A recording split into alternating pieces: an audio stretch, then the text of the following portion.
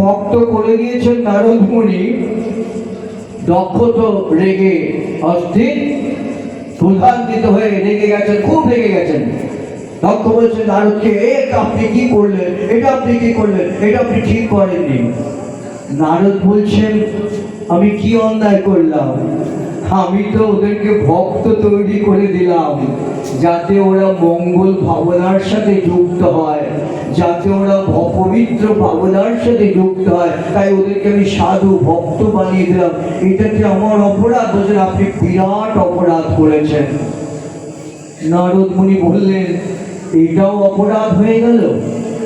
সবাই ভক্ত হতে চায়, আর আমি এই 11,000 পুত্রকে যথার্থ মানুষ করলাম, ভক্ত করলাম, সাধু করলাম, এতে আমার অপরাধ হয়ে গেল? দক্ষ বলছেন, হ্যাঁ, তাহলে কি করবেন? দক্ষ বললেন, আমি আপনাকে অভিশাপ দেব। নারদ মুনি বলছেন, আমি ভক্ত তৈরি করলাম বলে আপনার সন্তানদের আপনি আমাকে অভিশাপ দেবেন কেন? বলেন, আপনি এটা অন্যায় করেছেন। নারদ মুনি বলছেন, ভক্ত সবাই হতে চায়, ভগবানের ভাবনার সাথে যুক্ত হতে চায়, আমি তাই তাদেরকে আমি ভগবানের ভাবনার সাথে যুক্ত করে দিলাম, আর আপনি বলছেন যে আমাকে অভিশাপ দেবেন? ঠিক আছে দিন, ঠিক আছে দিন। নারদ মুনির কিন্তু সেই ক্ষমতা ছিল যে দক্ষকেও তিনি প্রতিশোধ দিতে পারতেন, দক্ষকে বলতে পারতেন আমি অভিশাপ দেব। নারদ মুনি কিন্তু তা করেননি। নারদ মুনি বললেন, আপনি আমায় অভিশাপ দেবেন? দিন, যদি তার ইচ্ছা হয়, প্রভুর ইচ্ছা হয়, তাই হবে। আমি সেই অভিশাপকে মাথা পেতে বরণ করে নেব। কি অভিশাপ দেবেন আপনি, আমি কি জানতে পারি? দক্ষ বলছেন, অভিশাপটা দিলে পরেই জানতে পারবেন।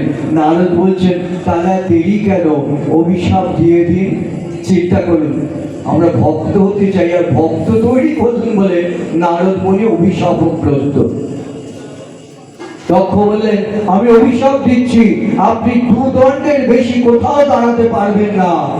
নারদ বলে, হরি হরি বল। নারদ বলছে, নারায়ণ নারায়ণ নারায়ণ নারায়ণ, বাহ বাহ বাহ বাহ বাহ বাহ, আমি এই অভিশাপকে মাথা পেতে বরণ করে নিলাম। কি অপূর্ব, কি সুন্দর অভিশাপ আপনি দিয়েছেন, আমি মাথা পেতে বরণ করে। নারায়ণ নারায়ণ নারায়ণ। নারদ মুনি ছুটে ছুটে বেড়ান না, আমরা দেখি না, এক জায়গায় স্থির থাকেন না, ছুটে ছুটে বেড়ান। কেন? তাই দক্ষ অভিশাপ দিয়েছিলেন যে 2 দণ্ডের বেশি কোথাও দাঁড়ায়। নারদ সেটাকে মাথা পেতে বরণ করে দিয়ে বলেন, বাহ বাহ বাহ, কত সুন্দর, ভালো হয়েছে, আমি সব জায়গায় ঘুরে ঘুরে ভগবানের নাম করতে পারবো। এবার নারদ মুনি যখন বৃন্দাবনে গেলেন, বৃন্দাবনে গিয়ে ভক্তি দেবীর কাছে প্রার্থনা করছেন, হে ভক্তি দেবী, আমি তো অভিশাপগ্রস্ত হয়েছি, আমাকে অভিশাপ দেওয়া হয়েছে 2 দণ্ডের বেশি আমি কোথাও থাকতে পারবো না। আপনার কাছে আমার একটা নিবেদন আছে। কি নিবেদন?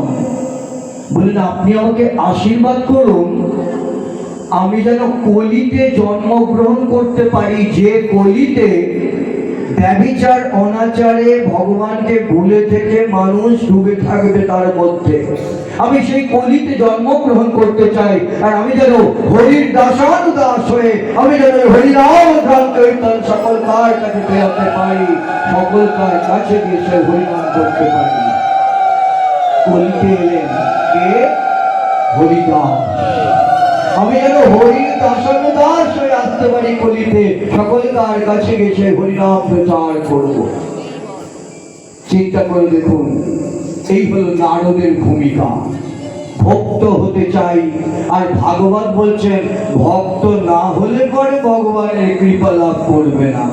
ভক্ত হতে হবে, তাকে ভালোবাসতে হবে। আমরা ভাগবত কথা শুনি, যেখানেই প্রবেশ করে সেখানে ভালোবাসার কথা, প্রেমের কথা। আমরা গোপীদের কথা শুনি, গোপীদের রাসলীলা কীর্তন, রাসলীলা পাঠ আমরা শুনতে চাই, গোপীদের প্রেমের কথা। চিন্তা করতে পারেন, এমন ভালোবাসা, এমন প্রেম, যে প্রেম প্রতিদানে কিছু চাইবে না। আমি তোমাকে ভালোবাসবো, আমি তোমার কাছে কিচ্ছু চাই না। আমরা কিন্তু চিন্তা করতে পারি না। আর আমরা তাই বলি, একটা ফুল দেবো, একটা তুলসী দেবো, অমনি বলি প্রভু আমার ছেলের চাকরিটা করে দিও, আজকে তোমাকে এই ফুলটা দিলাম, তোমাকে এই সুন্দর মালাটা পরালাম, এই মালাটা পরালাম, তুমি আমার বাড়ির ঝঞ্ঝাটটা মিটিয়ে দিও, আমার বাড়ির জমি নিয়ে কেস চলছে, তুমি যেন সেটা মিটা। প্রভু একটু তুলসী দেবে নারায়ণের চরণে, গোবিন্দের চরণে, আমার ছেলের চাকরিটা যেন হয়ে যায়। একবার বলতে পারি কি, এই গোবিন্দ আমি কিচ্ছু চাই না, আমি শুধু চাই তোমার সন্তুষ্টি বিধান, তোমার আনন্দ বিধান। যে ভক্ত হয় সে বলে আমি আর কিছু চাই না, শুধু তোমাকে ভালোবাসতে চাই। কোথায় বলতে পারি কি, কিন্তু ব্রজগোপীদের কথা শুনতে চাই, রাসলীলা কীর্তন নেচে নেচে করে বলে বাবা, নাচলেই রাসলীলা কীর্তন হয় না, তার মধ্যে প্রবেশ করতে হয়, অনুভব করতে হয়, তবে হয় রাস কীর্তন। অত সহজ নয়। আজকাল সব জায়গাতে রাস কীর্তন, রাসপাঠ সবার জন্য নয়। কৃষ্ণ ভগবান বলেছেন, যে আমাকে ভালো না বাসে তার কাছে আমার এই রাসের কথা বলবে না, তাহলে সে অপরাধী হবে, সে আমার সম্পর্কে অন্যরকম ধারণা করবে, সে অপরাধী হয়ে যাবে। সবার কাছে বলো না। কেন? প্রেমের কথা, ভালোবাসার কথা। প্রেম যেখানে, নাম যেখানে, তোমার মধুর রূপ সেখানে, যেখানে প্রেম, যেখানে ভালোবাসা, সেখানেই ভগবান আসেন। ভগবানের কাছে প্রেমে ভগবানকে দূরের ভগবানকে কাছের করা যায়। তাকে চোখে দেখা যায় না, যে বলে ওই প্রেম ভালোবাসা নিয়ে তাকে চোখে দেখা যায়। ব্রজগোপীদের এমন প্রেম, যে প্রেমে ওই চন্দন ঘষতে জল লাগে না। ব্রজগোপীদের এমন প্রেম, মালা গাঁথতে সুতো লাগে না। ব্রজগোপীদের এমন প্রেম, ওই কাজল পাড়তে ওই ঘিও লাগে না, আর ওই প্রদীপও লাগে না। বিনা সুতোয় মালা গেথে গো, ও তারা রাখে সাজিতে ভরিয়া,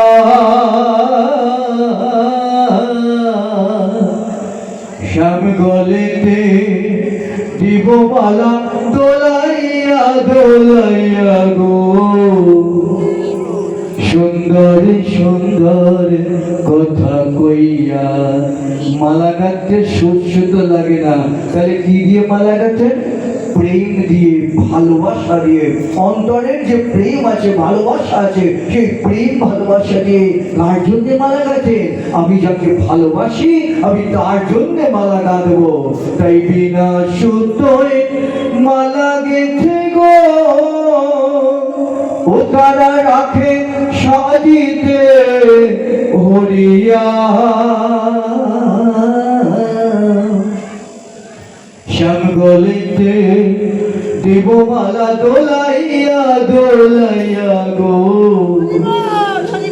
সুন্দর সুন্দর কথা কইয়া, বিনা জলে চন্দন ঘষে গো, ও তারা রাখে যতন করিয়া।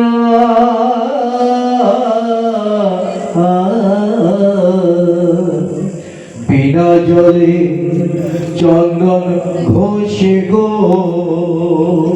ও তারা রাখে যতন করিয়া। স্বামী চরণে দিব চন্দন আনন্দ করিয়া গো। সুন্দর সুন্দর কথা কইয়া। আজকাল তো চন্দন পাতায় চন্দন ঘষা উঠে গেছে। এমন প্রেম আমাদের, এমন ভালোবাসা আমাদের, যে গুঁড়ো চন্দন কি পাউডার কি বালি মেশানো, সেইগুলোই গুলে সেগুলো ফুলের মধ্যে দিয়ে গোবিন্দের চরণে দিচ্ছি। যখন পাঠের সময় কপালে দেয় না, এরকম বালিগুলো চোখের মধ্যে পড়ে, মুখের মধ্যে পড়ে। ভাবি এত ভালোবাসা যে চন্দন পাতায় চন্দন ঘষতেও পারবো না। কি দুর্দৈব আমাদের, চিন্তা করুন তো। খালি বলি ভালোবাসি ভালোবাসি, কোথায় ভালোবাসা? কোথায় যদি ভালোবাসা থাকতো তাহলে এই চন্দন কাঠ আর চন্দন পাটার মধ্যে ঘষে ঘষে যেমন তেমন করে ঘষলে হয় না, তারও আবার নিয়ম আছে।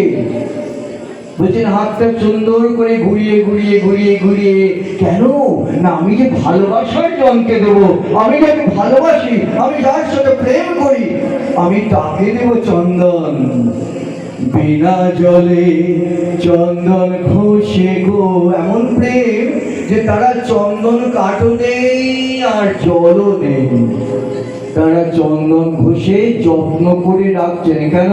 শ্যাম চরণে দিব চন্দন আনন্দ করিয়া গো, সুন্দর সুন্দর কথা কইয়া, বিনা তেলে কাজল পেরে গো,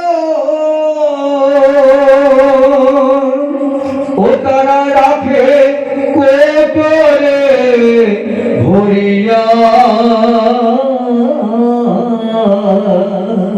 কেন? শ্যাম নয়নে দিব কাজল যতন করিয়া গো, শ্যাম নয়নে দিব কাজল যতন করিয়া গো, সুন্দর সুন্দর কথা কইয়া। দেখেছেন কেমন প্রেম? চন্দন করতে জল লাগে না, চন্দন পাটাও লাগে না, কাজল পাটতে তেলও লাগে না, আর আগুনও লাগে না, আর মালা গাঁথতে সুত সুতো কোনোটাই লাগে না। কি দিয়ে গাচ্ছেন? অন্তরের প্রেম ভালোবাসা দিয়ে তাকে আর আরাধনা করবার জন্যে, তার সন্তুষ্টি। বলে আমি কিচ্ছু চাই না, আমি শুধু চাই তোমার সন্তুষ্ট বিধান, তুমি আনন্দিত হলেই আমাদের আনন্দ বিধান, আর কিছু চাই না। ব্রজগোপীদের কথা শুনতে চাই, হ্যাঁ? আর অহংকারে মত্ত হয়ে থাকি, আমার আমিত্বটাকে বলতে পারি না, তাই না? আমরা কেন? অর্জুনও পারেননি, দেখেছি, ব্রহ্মাও পারেননি, ইন্দ্র পারেননি, সবাই অহংকারে মত্ত হয়ে রয়েছে। ইন্দ্রের অহংকারকে চূর্ণ করে দিয়েছেন, অর্জুনের অহংকারকে চূর্ণ করে দিয়েছেন, এমনকি ব্রহ্মার অহংকারকে চূর্ণ করে দিলেন। ব্রহ্মা তার সাথে খেলা করতে চাইল না, গরুগুলোকে গাভীগুলোকে সকালে সব চুরি করে নিয়ে চলে গেল। হ্যাঁ, মজা করছে কার সাথে? ব্রহ্মা কানে কাটতে সব চুরি করে নিয়ে চলে গেল। তাতে কি হলো? তাতে একটা এমন সময় এলো, ব্রহ্মা পরাজয় স্বীকার করলেন। দেখলেন এই কি? আবার দেখি সব গাভীগুলো সকাগুলো সব নিয়ে গোচারণে বেরিয়েছেন, কিন্তু কি হলো ব্যাপারটা? ব্রহ্মা স্বয়ং এসে কৃষ্ণ চরণে সমর্পিত হয়ে বলছেন, প্রভু আমাকে ক্ষমা করো। কৃষ্ণ বলছেন, কেন? ক্ষমা করার কি আছে? বলছেন না, ক্ষমা করো, আমি অন্যায় করেছি। বলে না না, অন্যায় কি করেছি? না, কৃষ্ণ কিছুই জানেন না। ব্রহ্মা বলছেন, না না, আমাকে ক্ষমা করে দাও। ছোট্ট একটা শিশু, ব্রহ্মার তেমন কথাগুলো শুনুন, কি শুধু স্তব করছেন ভগবানের। বলছেন ছোট্ট শিশু তার বাবা মায়ের বুকের মধ্যে পদাঘাত করে, পা দিয়ে মারে, তো বাবা মা কি তার অন্যায় অপরাধ নেয়? তাকে কি মারে? তাকে কি বকে? না না। কেন বকেন না? ছোট্ট শিশু, অবুঝ শিশু, হ্যাঁ, সে ওটা কোনো অন্যায় নয়, সে বাবা মায়ের বুকে পা দিতেই পারে।